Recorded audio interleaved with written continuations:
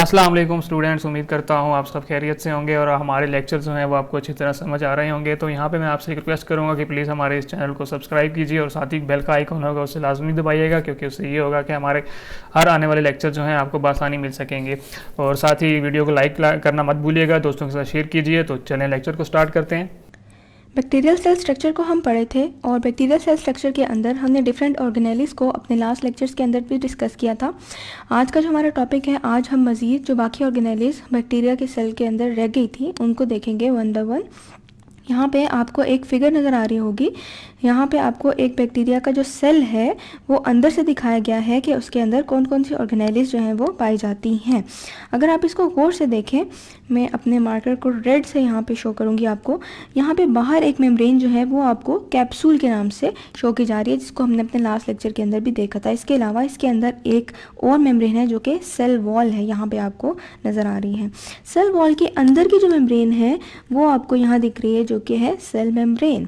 अच्छा, इसके अलावा अगर आप यहाँ पे देखिए, आपको blue colour, light blue colour का एक फ्लूइड नज़र आ रहा है। ये क्या है? ये बेसिकली साइटोप्लाज्मिक मैट्रिक्स है। ठीक है, साइटोप्लाज्मिक मैट्रिक्स हम इसको कहते हैं, या हम इसको साइटोप्लाज्म भी कहते हैं।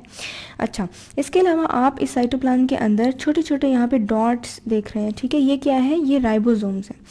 और यहाँ पे अगर आप देखें तो साइटोप्लाज्म, ये जो सेल वॉल थी, सेल मेम्ब्रेन थी हमारे पास, सेल मेम्ब्रेन की अंदर की साइड पे कुछ इन्विजिलेशंस बनी हुई हैं जिसे हम कहते हैं मीजोजोम्स। ठीक है, अच्छा, अगर हम इसको गौर से देखें, हमारे पास एक कैप्सूल और एक सेल वॉल है। ठीक है, कैप्सूल और सेल वॉल के दरमियान में एक और लेयर भी समटाइम्स पाई जा सकती है जिसे हम कहते हैं स्लाइम लेयर। इसके अलावा हमारे पास यहाँ पे फ्लैजलम है। ठीक है, फ्लैजला जिसे हम कहते हैं, और हमारे पास पिलाए है। पिलाए को भी हम अपने लास्ट लेक्चर में देख चुके हैं। और दरमियान में अगर आप गौर करें तो हमारे पास क्या है? क्रोमेटिन मटेरियल है, हम इसे क्रोमोसोम भी कहते हैं। ठीक है, क्रोमोसोम भी बैक्टीरिया के सेल के अंदर पाया जाता है। सिंगल क्रोमोसोम होता है और इसके गिर्द कोई मेम्ब्रेन नहीं होती। तो ये जनरल ओवरव्यू है बैक्टीरिया के सेल का या इसके इंटरनल स्ट्रक्चर्स का। इनको वन बाय वन हम देखते जाते हैं। सबसे पहले हमारे पास है सेल मेम्ब्रेन।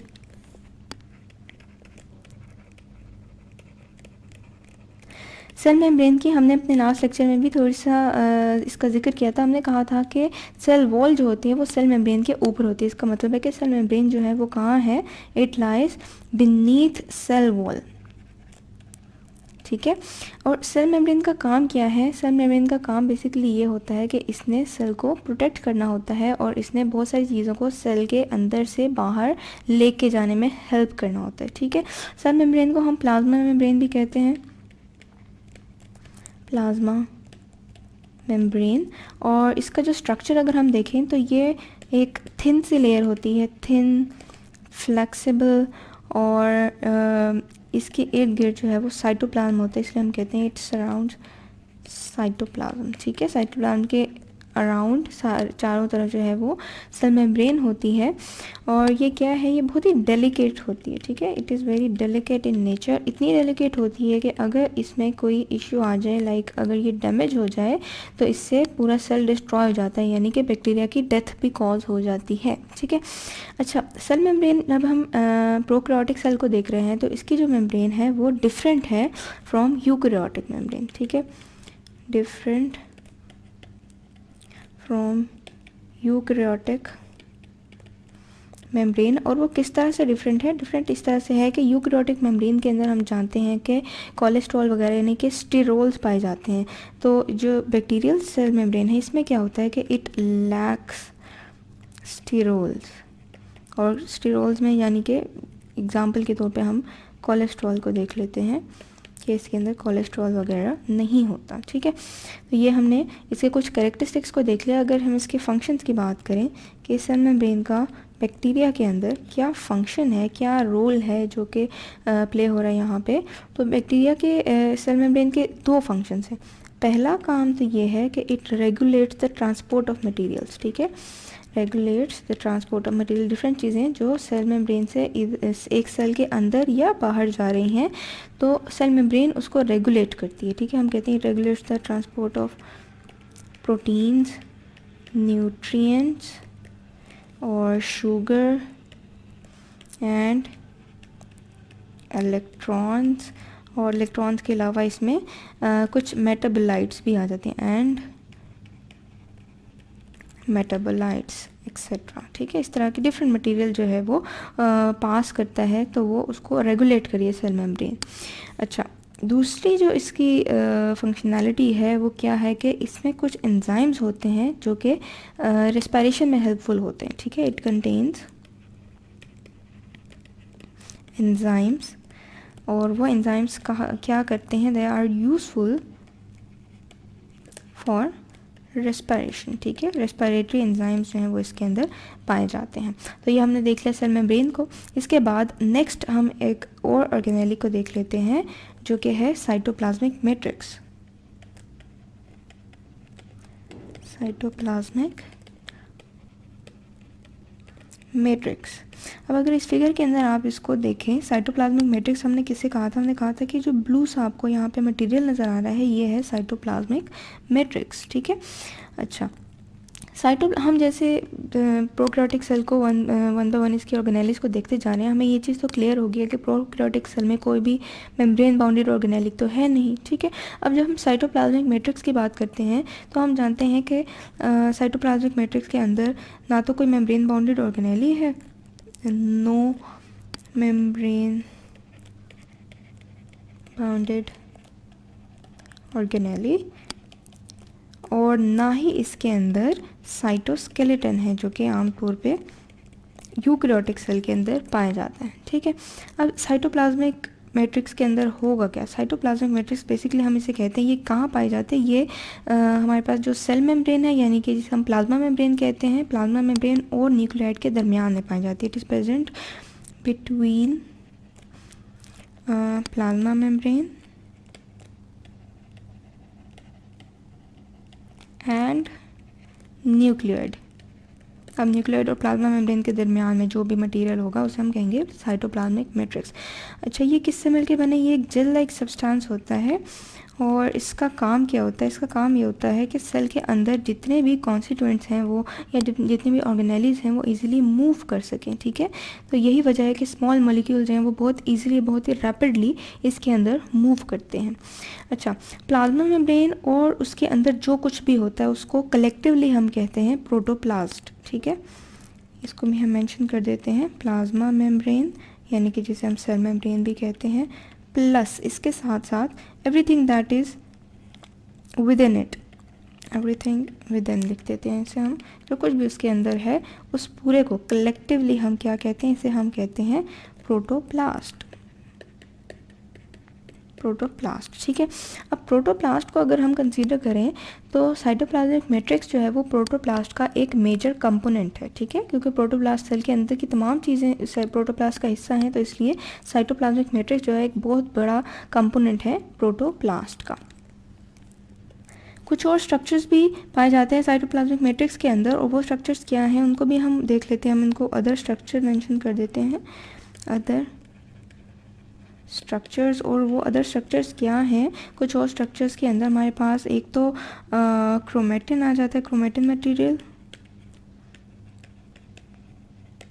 इसके अलावा राइबोसोम्स होते हैं, मीजोसोम्स, ग्रैनुल्स और न्यूक्लियोइड। ठीक है, ये जो ग्रैनुल्स हैं दो तरह के होते हैं, एक ऑर्गेनिक होते हैं, एक इनऑर्गेनिक होते हैं। ठीक है, तो ये डिफरेंट ऑर्गेनेलीज हैं बेसिकली जो कि सेल के अंदर पाई जाती हैं। इनको भी हम वन बाय वन देख लेते हैं। सबसे पहले हम देख लेते हैं न्यूक्लियोइड को।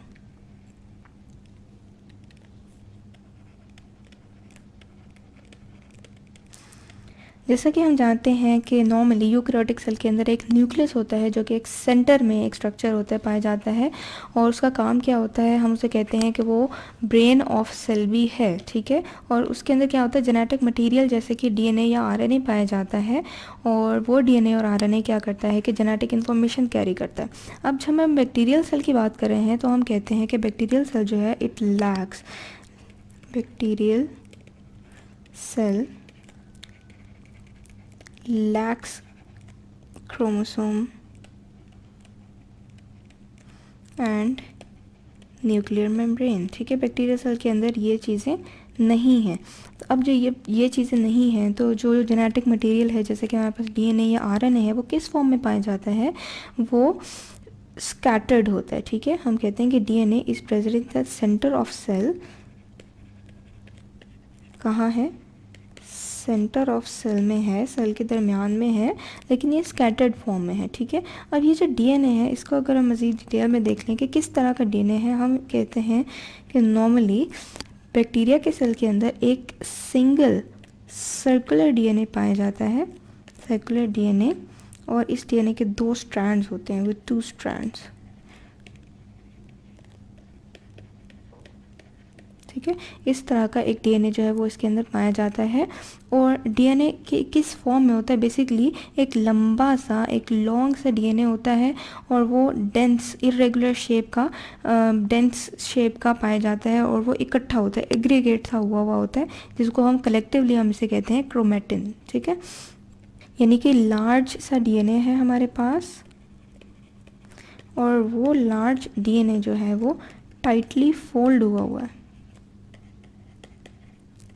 यहाँ पे अगर हम इसको फिगर में दोबारा से देखें, यहाँ पे आपको नज़र आ रहा है कि कुछ नूडल टाइप स्ट्रक्चर आपको नज़र आ रहा है। ये क्या है? लार्ज डीएनए है जो कि टाइटली फोल्ड हुआ है और सेल के दरमियान में है।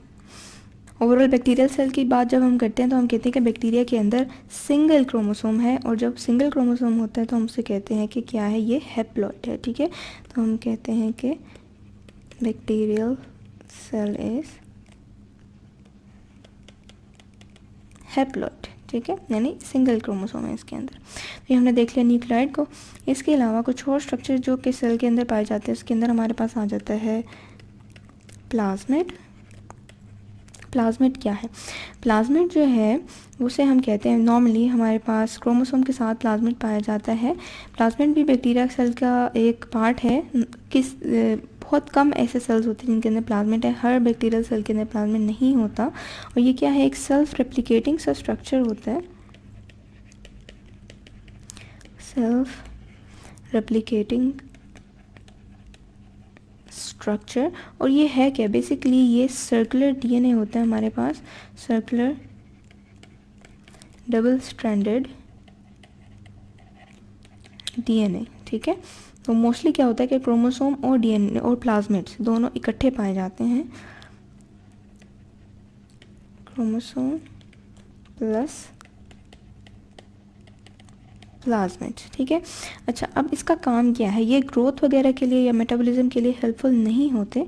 इसको भी हम मेंशन कर देते हैं कि they are not essential for growth and metabolism. और इनका काम क्या होगा? अगर ग्रोथ में नहीं है, मेटाबॉलिज्म में हेल्पफुल नहीं है, तो फिर क्या काम है इनका? काम ये है कि ये इनके अंदर ड्रग रेजिस्टेंट कैपेबिलिटी है, ठीक है। यानी कि अगर इनके अंदर कोई जर्म्स आ जाएं या कोई ड्रग्स जो इनके ऊपर एक्ट कर रहे होते हैं बैक्टीरिया के ऊपर, तो प्लाज्मिड्स क्या करते हैं कि वो उनके ख़िलाफ़ एक्ट करते हैं, ठीक है। इनका स्ट्रक्चर कुछ इस किस्म का आप कह सकते हैं कि रिंग नुमा स्ट्रक्चर होता है, क्योंकि सर्कुलर डीएनए है। और इसका काम क्या होता है? नॉर्मली जब हम जेनेटिक इंजीनियरिंग की बात करते हैं तो जेनेटिक इंजीनियरिंग में हम यूज़ करते हैं प्लाज्मिड्स को। वो किस तरह से? वो इस तरह से कि ये एक वेक्टर का काम करते हैं, ठीक है। तो जेनेटिक इंजीनियरिंग की जो टेक्निक्स है उसके अंदर प्लाज्मिड यूज़ होते हैं बैक्टीरिया के, और वो इसलिए क्योंकि बैक्टीरिया बहुत जल्दी ग्रो करता है। तो ये हमने देख लिया प्लाज्मिड को। इसके बाद एक बहुत इंपॉर्टेंट स्ट्रक्चर हमारे पास और है या ऑर्गेनेली है, जिसे हम कहते हैं राइबोसोम्स। राइबोसोम्स क्या है? राइबोसोम्स बेसिकली एक ऐसी ऑर्गेनेली है जो कि हम कहते हैं कि आरएनए और प्रोटीन से मिलकर बनी है, आरएनए एंड प्रोटीन्स। और इसका काम क्या होता है? इसका काम होता है ये they are helpful in protein synthesis. Cell के अंदर जब भी प्रोटीन बन रहा होता है वहाँ पे राइबोसोम्स हेल्पफुल होते हैं। अब राइबोसोम जो है कुछ तो अटैच होते हैं प्लाज्मा मेम्ब्रेन से, सम अटैच्ड टू प्लाज्मा मेम्ब्रेन, और बाकी जो है वो फ्लोट कर रहे होते हैं साइटोप्लाज्म के अंदर, ठीक है। और इन राइबोसोम्स को अगर हम यूकैरियोटिक राइबोसोम्स के साथ कंपेयर करें तो प्रोकैरियोटिक राइबोसोम्स का जो साइज़ है वो स्मॉल होता है, ठीक है। They are smaller in size. एक सेल की जब हम बात करते हैं, एक बैक्टीरियल सेल की, नॉर्मल बैक्टीरियल सेल की, तो हम कहते हैं कि एक cell, one cell contains thousands of ribosomes, ठीक है। इनकी क्वांटिटी काफ़ी ज़्यादा होती है एक सेल के अंदर। इस फिगर के अंदर हम अगर एक दफ़ा अगर इसको देख लें, यहाँ पे आपको ये जो dot dot dot dot structure नज़र आ रहे हैं, ये क्या है, ये राइबोसोम्स हैं, ठीक है। तो ये हमने देख लिया राइबोसोम्स को। इसके बाद एक और ऑर्गेनेली जिसको हमने अपने स्ट्रक्चर में देखा था, उससे हमने कहा था मीजोसोम्स। मीजोसोम्स क्या है? मीजोसोम्स भी सेल के अंदर पाई जाने वाली ऑर्गेनेली है। तो हर सेल के अंदर नहीं होती, कुछ सेल्स के अंदर पाई जाती है। ये क्या है? बेसिकली सेल मेम्ब्रेन जब इन्वेजिनेट करती है तो मीजोसोम्स हमारे पास बन जाते हैं। यहाँ पे अगर आप इसको देखें, यहाँ पे हमने देखा था कि सेल मेम्ब्रेन जो है वो इन्वेजिनेट करे, यानी कि अंदर की तरफ फोल्ड हो रही है, तो हमारे पास कुछ स्ट्रक्चर बनते हैं जिसे हम कहते हैं मीजोसोम, ठीक है। अब मीजोसोम का क्या फ़ायदा है, मीजोसोम क्या करते हैं, इसको हम देखते हैं। मीजोसोम जो है वो एक वेसिकल नुमा स्ट्रक्चर होता है, ठीक है। जैसे कि हम अगर यूकैरियोटिक सेल की बात करें तो यूकैरियोटिक सेल के अंदर हमारे पास गोल्जी बॉडीज़ बन जाते हैं, ठीक है। तो उससे मिलता जुलता एक स्ट्रक्चर है मीजोसोम। और इसका काम क्या है? ढेर सारी फंक्शनैलिटीज़ हैं इसकी। एक तो ये कि it is involve in DNA replication, ठीक है। इसके अलावा कुछ चीज़ों को एक्सपोर्ट भी ये करता है। It is involve in export of exocellular enzymes, ठीक है। कुछ एंजाइम जिन्होंने सेल से बाहर जाना है तो वो क्या करेंगे, विद द हेल्प ऑफ मीजोसोम्स वो सेल से बाहर चले जाएंगे। इसके अलावा कुछ रेस्पिरेटरी एंजाइम्स होते हैं जो कि मीजोसोम्स के साथ पाए जाते हैं, यानी कि मीजोसोम के ऊपर पाए जाते हैं, ठीक है। तो respiratory enzymes are present on mesosomes, ठीक है। सॉरी मेरी राइटिंग बहुत ही गंदी हो रही है, बट ये हमने देख लिया मेसोसोम्स को। अच्छा, एक लास्ट ऑर्गेनेली जिसकी हमने अपने पहले भी बात की थी अपने लेक्चर में, वो क्या है? वो है granules. Granules and storage bodies हम इसे कह देते हैं। अच्छा, ग्रैन्यूल्स एंड स्टोरेज बॉडीज़ क्या है? बेसिकली वो स्ट्रक्चर्स हैं जो कि एक तो फूड को स्टोर करते हैं और दूसरा उसको एक्सक्रीट करने में, जो वेस्ट मटेरियल होता है उसको एक्सक्रीट करने में हेल्पफुल होते हैं, ठीक है। तो हम जानते हैं कि बैक्टीरिया जो है वो नॉर्मली ऐसी कंडीशंस में पाया जाता है जहाँ पे उसको फूड जो है वो बहुत ज़्यादा अवेलेबल नहीं होती, ठीक है। तो बैक्टीरिया की ये कोशिश होती है कि वो फूड को ज़्यादा से ज़्यादा स्टोर कर ले, और स्टोर करने के लिए कुछ ऑर्गेनेलीज या कुछ स्ट्रक्चर जो हैं वो बैक्टीरियल सेल के अंदर पाए जाते हैं। अच्छा, इसको तो पहली बात हम लिख लेते हैं कि बैक्टीरिया स्टोर्स एक्स्ट्रा न्यूट्रिएंट्स, ठीक है। एक्स्ट्रा न्यूट्रिएंट्स को बैक्टीरिया जो है वो स्टोर कर लेता है। अच्छा, अब वो स्टोर किस तरह से करता है? स्टोर जो है ग्लाइकोजन को कर लेगा, सल्फर या फिर फैट या फॉस्फेट, ठीक है। तो इस तरह से वो फूड को स्टोर करें। अच्छा, ये तो हमने फूड की या स्टोरेज की बात कर ली। अब जब हम वेस्ट प्रोडक्ट्स की बात करते हैं या वेस्ट मटेरियल की बात करते हैं, तो जो वेस्ट मटेरियल है वो क्या होगा? बैक्टीरिया के केस में वेस्ट जो है वो क्या होता है? Alcohol, lactic acid and acetic acid, ठीक है। तो ये वेस्ट मटेरियल है जो कि step by step, one by one करके इस बैक्टीरियल सेल से बाहर की तरफ एक्सक्रीट हो जाते हैं। तो ये हमने देख लिए कुछ ऑर्गेनेलीज। इनको आज थोड़ा सा रिवाइज कर लेते हैं आज जो हमने पढ़ी। सबसे पहले तो हमने बैक्टीरियल सेल को देखा कि बैक्टीरियल सेल किस तरह का होता है, उसके अंदर कौन कौन से ऑर्गेनेलीज हैं, कैसी दिखती हैं। फिर उनको वन बाय वन हमने देखा। सेल मेम्ब्रेन की हमने बात की, फिर हमने साइटोप्लाज्मिक मैट्रिक्स की, साइटोप्लाज्म की बात की। उसके बाद फिर हमने न्यूक्लियोइड को देखा, प्लाज्मिड को देखा, राइबोसोम्स को देखा और मेसोसोम्स को देखा। फिर हमने ग्रैन्यूल्स की बात की। तो ये थी बैक्टीरिया के अंदर पाए जाने वाली तमाम ऑर्गेनेलीज। नेक्स्ट लेक्चर के अंदर हम बैक्टीरिया के डिफरेंट फंक्शंस को देखेंगे, जैसे कि न्यूट्रिशन और रिप्रोडक्शन ऑफ बैक्टीरिया। जी, तो स्टूडेंट्स, उम्मीद करता हूँ कि आपको ये लेक्चर जो है अच्छी तरह समझ आ गया होगा। अगर तो आपका किसी किस्म का कोई भी क्वेश्चन है तो आप हमें नीचे कमेंट बॉक्स में जो है वो लाजमी बताइएगा, और किसी किस्म की और सजेशन हो तो वो भी हमें जो है कमेंट बॉक्स में लाजमी बताइएगा। और एक और चीज़ मैं आपको बताता चलूँ कि जब आपको जो है वो नेक्स्ट लेक्चर नहीं मिल रहा होता तो उसकी वजह ये होती है कि आपने जो है हमारा चैनल सब्सक्राइब नहीं किया होता। और चैनल जब सब्सक्राइब नहीं करते तो इससे ये होता है कि वीडियो ढूंढने में, नेक्स्ट लेक्चर पार्ट ढूंढने में बहुत मुश्किल हो जाती है। तो उसके लिए लाजमी है कि आप जो है वो चैनल को सब्सक्राइब करें और उसके साथ जो है घंटी का निशान आएगा उसे लाजमी दबाइएगा। उससे ये होगा कि जैसे ही मैं कोई नया लेक्चर अपलोड करूँगा तो उसी टाइम आपको उसका नोटिफिकेशन आ जाएगा। तो मिलते हैं अगली वीडियो में, तब तक के लिए मुझे इजाज़त दीजिए। अल्लाह हाफिज़।